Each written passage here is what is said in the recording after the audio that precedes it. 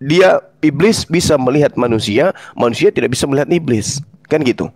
Ketika dia datang mencobai Yesus, wahai Yesus, jika engkau adalah anak Allah, ada tertulis, kan gitu. Kenapa iblis itu tahu? Ya karena iblis itu tahu rahasia-rahasia gaib.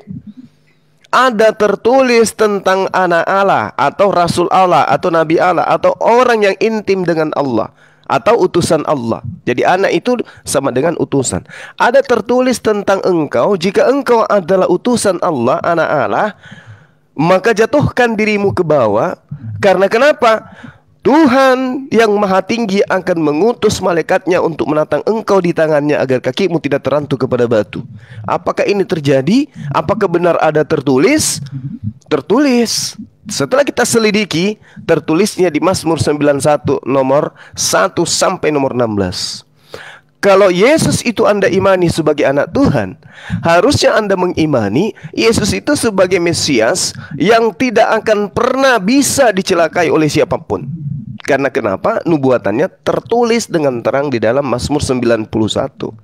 Ya, saya khawatir kami yang lebih mengimani kitab itu daripada saudara Demian. Nah, kalau dikatakan Mesias itu bangkit pada hari ketiga, tidak ada bukti. Saya sudah berdialog puluhan tahun. Paling diarahkan tanda-tanda ini ya sama seperti Yunus yang terjadi kepada Yunus dalam perut ikan. Yunus hidup dia. Kalau Yunus hidup berarti sama pemahaman Ahmadiyah. Yesus betul disalib. Ya, tapi begitu dia dikubur dia tidak mati. Tetap aja hidup. Bahkan nanti matinya di makamnya ada di India, kan gitu. Itu konsep Ahmadiyah tuh. Nah, kalau misalnya Anda mengimani Yesus itu punya nubuatan, dinubuatkan di dalam kitab saudara, artinya harus mengimani Mazmur. Karena Mazmur mengatakan panjang umur Yesus. Mazmur mengatakan Yesus menonton orang-orang yang menyalib, orang yang diserupakan dengan Yesus. Anda coba baca di Mazmur 91 itu. Dengan matamu sendiri engkau akan menonton orang-orang yang fasik, orang-orang yang melakukan penangkapan terhadap oknum yang diserupakan sama seperti Yesus. Itu baca satu perikop. Jadi saya katakan kesaksian apa yang tertulis dalam kesaksiannya Lukas, ketika Yesus mengatakan ada tertulis di Torah, ada tertulis di Mazmur, ada tertulis di kitab para nabi bahwa dia Yesus ini akan mati bangkit pada hari ketiga. Mazmur, kitab para nabi dan juga Torah tidak menuliskan sama sekali hal tersebut. Berarti kesaksian Yesus error, atau kesaksian penulis Lukas yang menuduh Yesus berkata itu error. Tapi kesaksian iblis bahwa ada tertulis kalau dia akan ditolong oleh Allah melalui perantaraan malaikat, itu betul-betul tertulis. Dalam hal ini kesimpulannya, kesaksian iblis lebih benar daripada kesaksian Yesus yang Anda anggap sebagai Tuhan. Demikian sementara. Terima kasih Bang Zuma. Ya, kalau bisa saya dan Bang Zuma aja, biar poinnya saya bisa tanggapi. Kalau banyak orang nanti saya nggak tahu mau tanggapi yang mana. Nggak apa-apa. Saya ada kerjaan sedikit, jadi saya mau menulis, mencatat sambil nyimak. Silakan dengan teman yang lain. Silakan. Tinggal diarahkan kok tadi itu poinnya udah benar. Tapi, udah terarah. Kalau silakan. Satu Muslim kemudian satu Kristen. Kalau setelah Kristen baru bisa begini Demian. Nggak apa-apa. Setelah Bang Zuma ini silakan langsung Anda tanggapi, nanti pindah lagi ke Muslim lagi, baru Anda tanggapi lagi. Maksudnya gitu. Nah, gitu. Ya, gitu betul. Ya, silakan. Ya biar poinnya ya. nggak kemana-mana, biar saya bisa tanggapi satu-satu kan. Gini ya Bang Zuma ya. Kalau dibilang bahwa Yesus itu nabi, dalam Kristen itu mengimani bahwa Yesus itu nabi. Tapi kalau cuma nabi saja itu nggak benar. Kalau ada agama yang mengimani bahwa Yesus itu nabi saja, itu nggak benar itu. Karena Yesus itu bukan cuma nabi. Yesus itu adalah nabi, imam, dan raja. Jadi dalam Kristen itu, dalam Bible dijelaskan, Sang Mesias itu dia punya 3 gelar itu. Dalam Yahudi pun, Sang Mesias itu dia bukan cuma nabi. Mesias itu juga dia raja. Jadi dia bukan punya satu jabatan. Tapi dalam Yahudi, dalam penjelasan Rambam, dia itu punya 2 jabatan, yaitu nabi dan raja. Sedangkan di Kristen, Sang Mesias itu dia punya 3 jabatan. Kalau cuma mengimani saja, mengimani Yesus sebagai nabi, maka di zaman para rasul itu ada satu kelompok namanya Netsarim. Netsarim juga percaya Yesus sebagai nabi, sebagai Mesias. Tapi ternyata mereka tidak mengikuti dan mengimani apa yang Yesus ajarkan. Dan itu adalah bidat. Itu adalah antikris. Atau misalkan di Kisah Para Rasul itu ada sekelompok dari orang-orang Farisi. Mereka situ sudah bertobat, tapi mereka masih memaksakan orang non-Yahudi untuk mengikuti adat istiadat dengan mengatakan, kalau tidak sunat kau masuk neraka. Ini sesat ini. Jadi kalau mengimani Yesus sebagai nabi saja atau mengimani Yesus sebagai Mesias, tapi kalau mengubah konsep apa yang diajarkan oleh Yesus, mengubah apa yang disampaikan oleh Yesus, maka dia adalah antikristus. Seperti orang-orang Netsarim dan juga orang-orang ini yang bertobat itu orang-orang Yahudi yang bertobat. Walaupun mereka sudah percaya mengimani Yesus sebagai nabi, sebagai Mesias, tapi mereka tetap sesat. Mereka tetap antikristus. Jadi kalau Bang Zuma, orang Islam percaya Yesus itu nabi, tapi kalau tidak mengikuti apa yang Yesus ajarkan sesuai dengan Bible sampaikan, Matius, Markus, Lukas sampaikan, murid-muridnya sampaikan, maka dia adalah antikris, Bang Zuma. Nah, penjelasan saya sejak awal tentang yang namanya nubuatan. Nubuatan itu tidak secara eksplisit. Nubuatan itu adalah gambaran. Penggenapan itu yang secara eksplisit. Artinya penggenapan itu secara lengkap. Dalam kitab Ibrani 10 dikatakan bahwa nubuatan itu adalah gambaran. Penggenapan itu bukanlah gambaran, tapi realita yang dilakukan oleh apa yang digambarkan tersebut. Harus dimengerti baik-baik. Jadi segala sesuatu yang digambarkan, mulai dari kematian, penderitaan, dan kebangkitan, itu semua sudah dirangkumkan. Sudah dirangkumkan dan digenapi di dalam perjanjian baru. Jadi kalau Bang Zuma mengatakan bahwa tidak digenapi, tidak benar, ya ini salah gitu loh. Dan bagaimana kalau kalian baca penjelasan para rabi Yahudi, kalau Bang Zuma tadi kan bilang bahwa Mesias itu kan cuma nabi kan. Kalau orang Yahudi mereka mengimani Mazmur 2 tentang engkaulah anakku yang kukasihi, mereka mengimani bahwa itu kepada sang Mesias. Dalam Islam itu menolak Isa Al-Masih itu adalah anak Allah. Jadi Al-Masih itu ditolak sebagai anak Allah. Tapi kalau Yahudi mereka percaya Mesias itu adalah anak Allah, itu ada di Iggeret Rambam. Penjelasan dari Rambam tentang sang Mesias. Orang Kristen yakin bahwa Mesias itu adalah anak Allah. Kemudian misalkan nubuatan yang lain juga dalam dalam Yesaya 42 ayat 1, Mesias itu dia menyatakan hukum kepada bangsa-bangsa. Bangsa-bangsa akan mencari dia. Nah, kalau dalam Kristen juga meyakini seperti itu, Yesus datang dan hukumnya berlaku juga bagi bangsa-bangsa lain. Di dalam Islam, Mesias Isa Al-Masih itu hanya khusus bagi Bani Israel. Memang sang Mesias itu dia datang khusus bagi bangsa Israel, tapi firman-Nya itu bukan hanya berlaku bagi bangsa Israel. Firman-Nya juga dicari oleh bangsa-bangsa sesuai dengan nubuatan. Jadi kalau cuma mengimani Yesus sebagai nabi saja, itu tidak membenarkan sekali sedikit pun apa yang kawan-kawan muslim imani. Karena apa? Banyak sekali nubuatan sang Mesias yang ditolak. Tentang Mesias, siapa itu Mesias, semuanya konsepnya berbeda. Jadi Isa Al-Masih itu bukan konsep Mesias yang tadi Bang Suma jelaskan di dalam kitab Tanakh, kemudian di dalam kitabnya Perjanjian Baru, New Testament.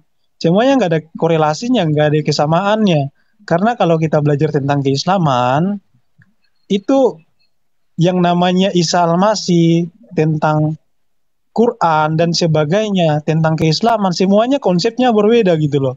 Apalagi tentang ketuhanan. Dan tadi kan Bang Juma bilang, bahwa Mesias itu kok bisa dia menjadi Tuhan gitu loh. Kalau dalam bahasa Yunani, Tuhan itu kan kurios. Inilah salah pemahaman dari orang-orang Indonesia karena pemahaman bahasa. Yang namanya Tuhan itu kan kalau kita belajar sejarahnya itu kan dari orang Kristen.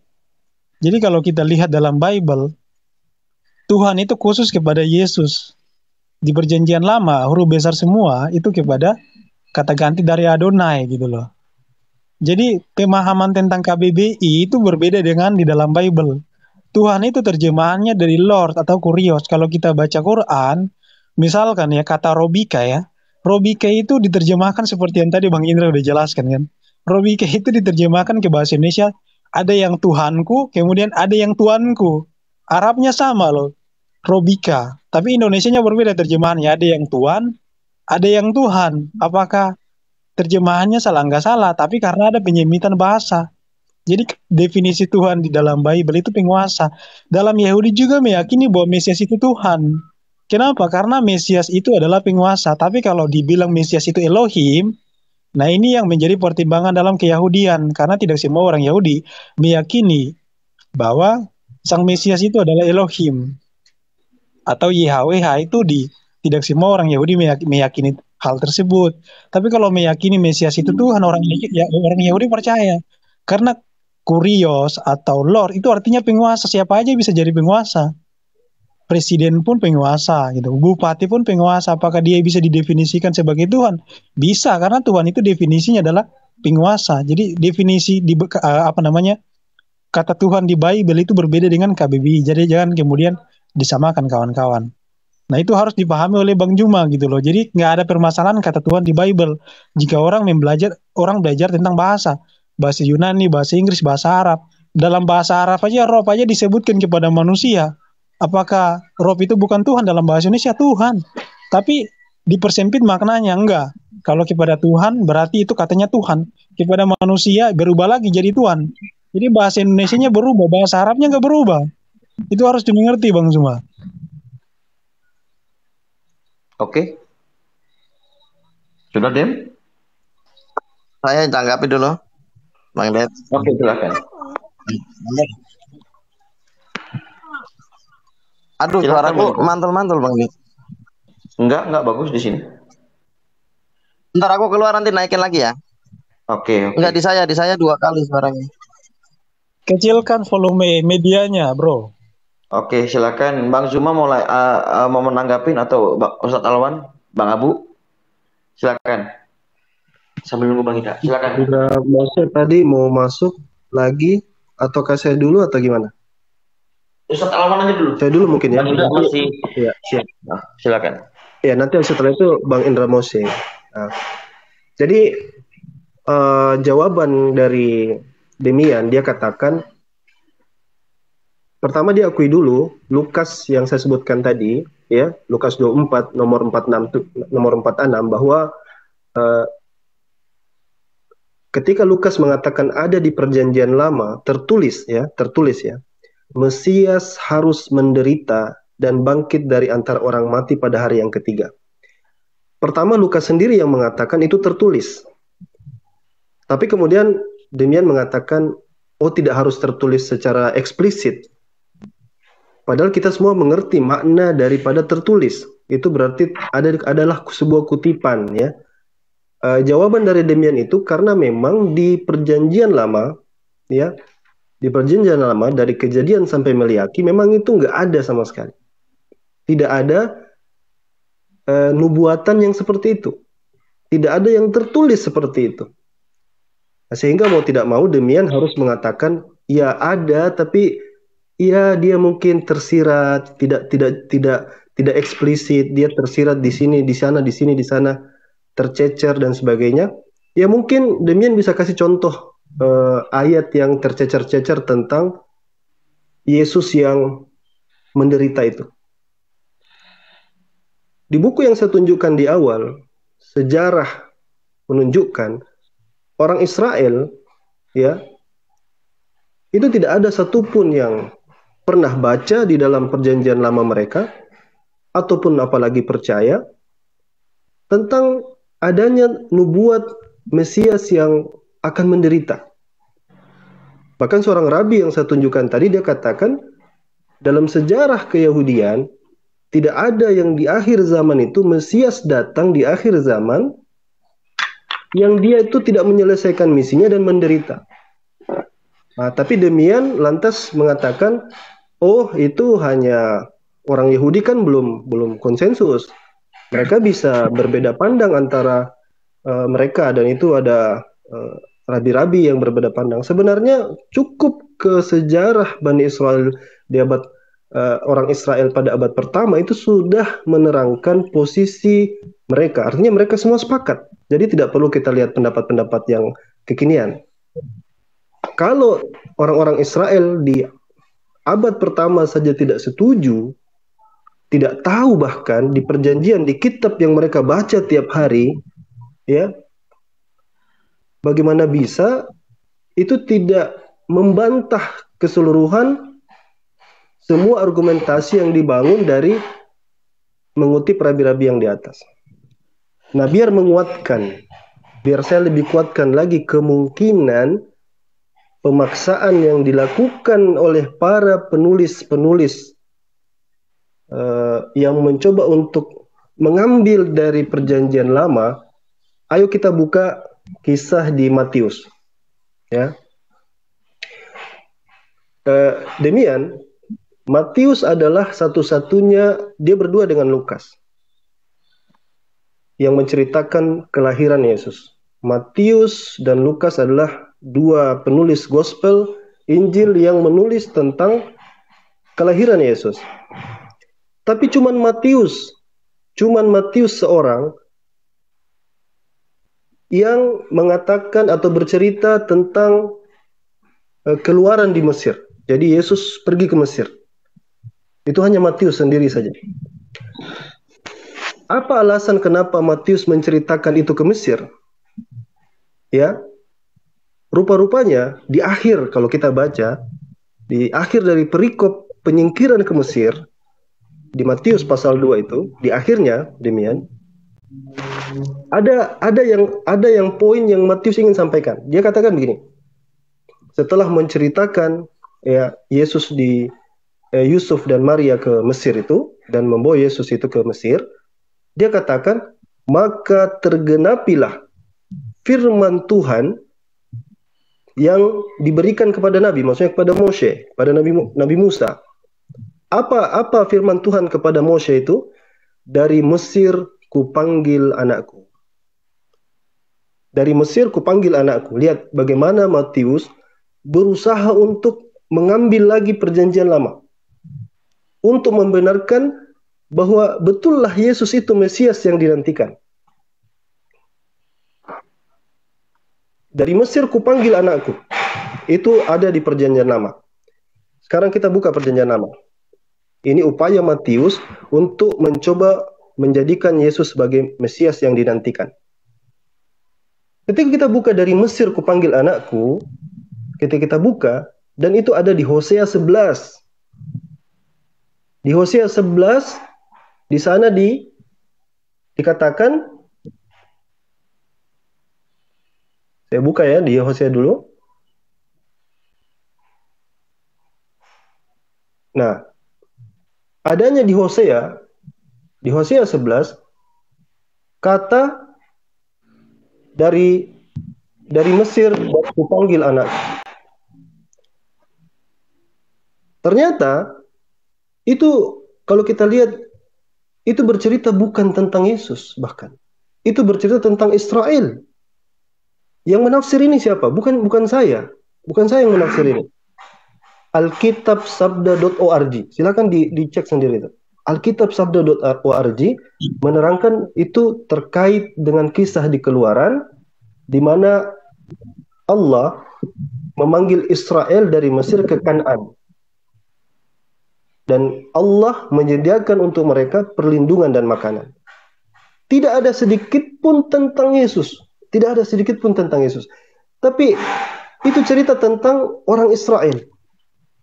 Tapi Matius dalam rangka untuk supaya nubuatan itu terpenuhi, kisah yang tidak cocok ini, itu pun diambil.